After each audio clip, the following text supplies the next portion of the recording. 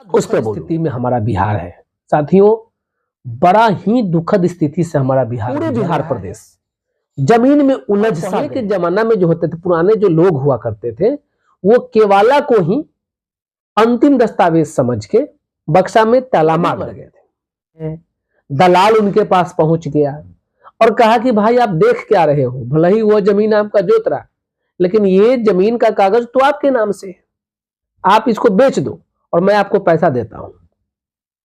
अब हाथ से निकला हुआ जमीन है, उसके बदले में जो पैसा आया, 50 लाख की संपत्ति हो डजंट मैटर, उसको अगर 25 लाख ही मिल गया, 10 लाख ही मिल गया तो बहुत केवालदार हैं। उनके पूर्वज जो तवाद करते रह गए, हाथ से उनका कागज स्लिप कर गया। केवाला संपत्ति के स्वामित्व की गारंटी नहीं होता। आपके पूर्वजों ने जो केवाला लिया उसका म्यूटेशन नहीं करवाया, तो वो जमीन मूल जमाबंदी से निकलकर आपके पास नहीं आया, आपके पूर्वजों के नाम से नहीं हुआ, वह जमीन वही रह गया और आपके हाथ में सिर्फ केवाला है, यानी सिर्फ कागज का टुकड़ा। वो जमीन आपके हाथ से स्लिप कर जाएगी? मेरा आंसर होगा नहीं। आपको क्या करना, दस्तावेज आपका है, कब्जा में नहीं है, तो कब्जा से मुक्त कराने के लिए जमीन के पेच से बाहर निकलिए, दलालों के चापलूसी से बाहर निकलिए, बेईमानों से बचिए और बेईमान बनने से। नमस्कार, मैं रमेश सिंह चंदेल एडवोकेट अपने तमाम सोशल मीडिया के सभी दोस्तों को प्रणाम करता हूं, आभार प्रकट करता हूं। आपके कारण मेरा एक वीडियो जिसे मैंने 8 तारीख यानी 8 जनवरी को बनाया था 26 में, उसको अभी तक के सबसे ज्यादा चलने वाला वीडियो आपने बनाया, सबसे ज्यादा शेयर हुआ, सबसे ज्यादा लाइक हुआ। मेरे सभी दोस्तों ने, सभी क्लाइंट ने फोन भी किया मुझे। मैं बहुत ज्यादा खुश हूं कि आप लोगों ने मेरे वीडियो को इतना पसंद किया, अपना प्रतिक्रिया दिया और मुझे इस लायक समझा कि कोलकाता से, न्यू दिल्ली से, पूर्णिया से, मोतिहारी से, रक्सौल से, मुजफ्फरपुर से, वैशाली से, समस्तीपुर से लोगों ने, अब मेरे अपने हाजीपुर से, राघोपुर से, पटना से, बंगाघाट से लोगों ने मुझे फोन किया और अपना अपना समस्या बताया, सुनाया। जहां तक के हुआ कि आज मेरा कोर्ट बंद भी था, तो मैंने लगभग सभी फोन कॉल्स उठाए हैं। सभी लोगों को 1-2 मिनट, 5 मिनट, 10 मिनट आवश्यकता अनुसार मैंने सबके प्रश्नों का जवाब यथासंभव देने का प्रयास किया, इवन दिया भी। सबसे ज्यादा जो प्रश्न थे, वे सबसे ज्यादा प्रश्न जो मेरे भाई बंधुओं के पास है, मैंने ये क्रिएट किया कि वे या तो जमीनी संबंधित है, नहीं तो पारिवारिक संबंधित है।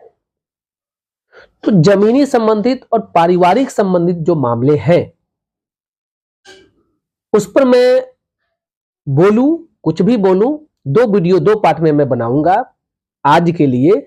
एक में मैं जमीनी संबंधित मामलों में बताऊंगा और दूसरा वीडियो में पारिवारिक न्यायालय, पारिवारिक विवाद जो मेरे सामने आए हैं इन 2 दिनों में, जो अधिकांशतः लोगों के पास है, उस पर बोलूंगा।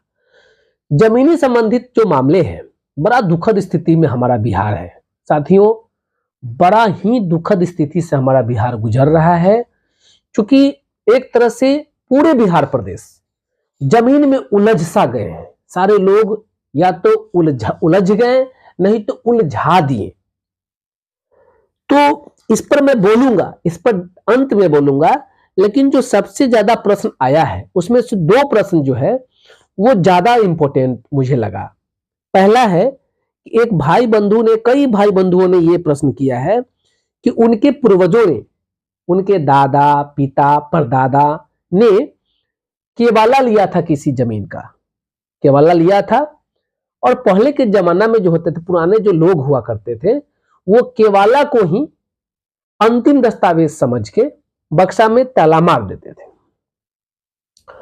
लोग उनसे कहता भी था कि आप केवाला दिखाइए, वो दिखाते नहीं थे, उसको किसी को नकल नहीं देते थे और उसको ऐसे रखते थे मानो कि वो बहुत बड़ा संपत्ति है। और परिणाम क्या हुआ कि वो केवाला बक्सा में ही रह गया, वे खुद चले गए। उनके जो पुत्र थे ये समझ के कि वो केवाला जमीन है, मेरे पिता ने, मेरे दादा ने लिया है, उस पर काबिज है, जोताबाद करते आ रहे थे। समस्या कहां आया कि अब चूंकि दलालों की संख्या बढ़ गया, बेईमानों की संख्या बढ़ गया, लोग काम नहीं करना चाहते हैं, लोग मेहनत नहीं करना चाहते हैं। फलस्वरूप जिन्होंने जमीन बेचा वो भी मर गए, उनके बच्चे, उनके पोता बेटा आ गया, उनका जमाना आ गया।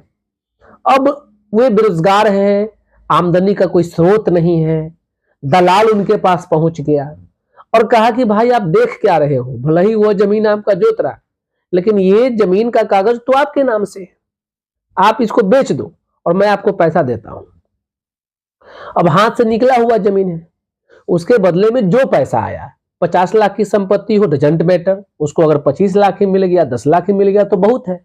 इस तरह से वह केवाला कर दिए दूसरे को, और केवाला हुआ भी, उसका मोटेशन भी हो गया। और जो फर्स्ट केवालदार हैं उनके पूर्वज जोताबाद करते रह गए, हाथ से उनका कागज स्लिप कर गया। अब क्या करें?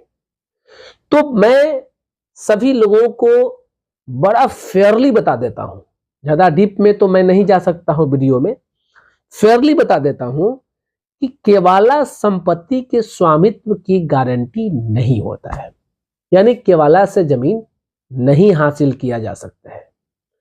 आपके पूर्वजों ने, आपसे संबंधित जो संबंधित लोग हैं, आपके पूर्वजों ने जो केवाला लिया उसका मोटेशन नहीं करवाया, मोटेशन नहीं करवाया तो वो जमीन मूल जमाबंदी से निकलकर आपके पास नहीं आया, आपके पूर्वजों के नाम से नहीं हुआ, वह जमीन वहीं रह गया और आपके हाथ में सिर्फ केवाला है, यानी सिर्फ कागज का टुकड़ा है।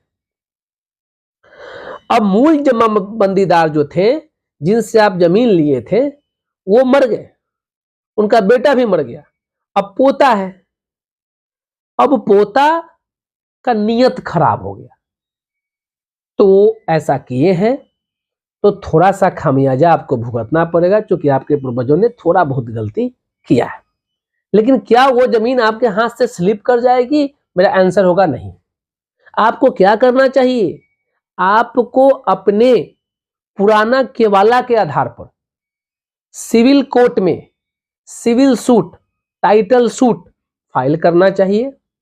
एक टाइटल सूट और रिलीफ होगा 2।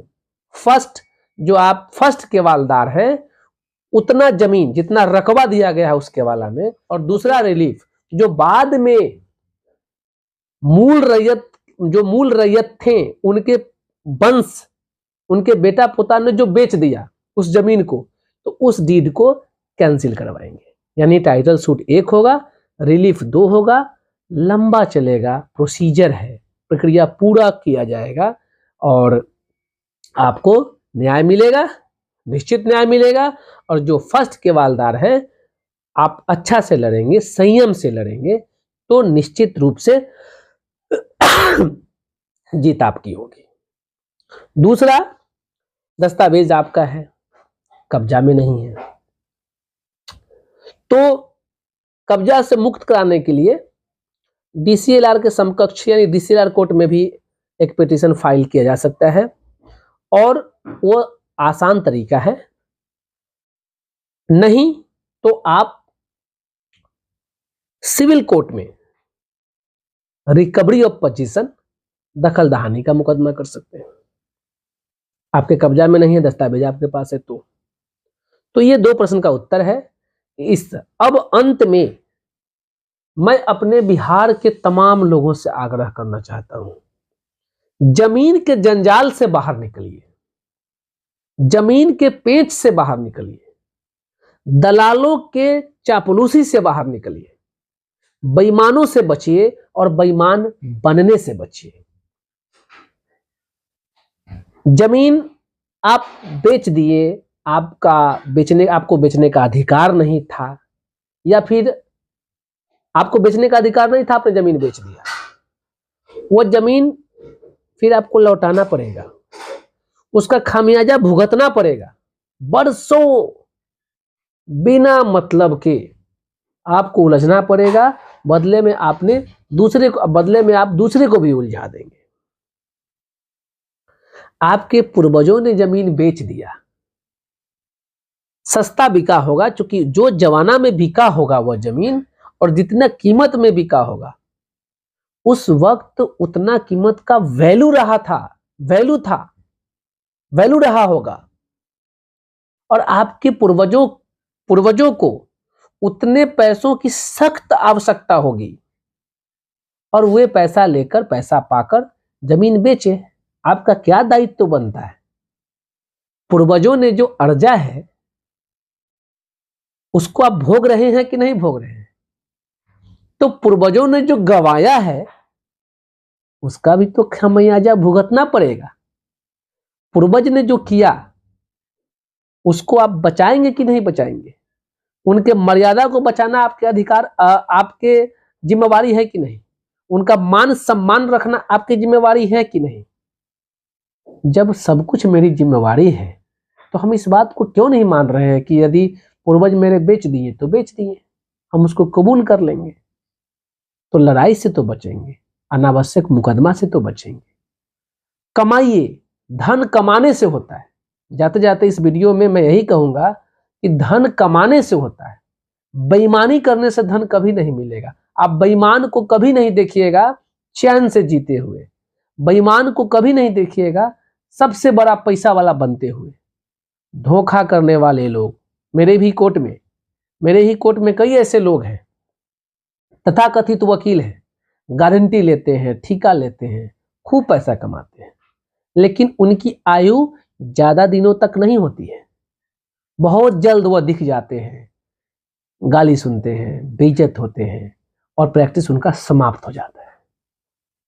तो जमीन से निकलिए, ईमानदार बनिए, स्वयं चैन में रहिए और दूसरे को भी चैन में रहने दीजिए।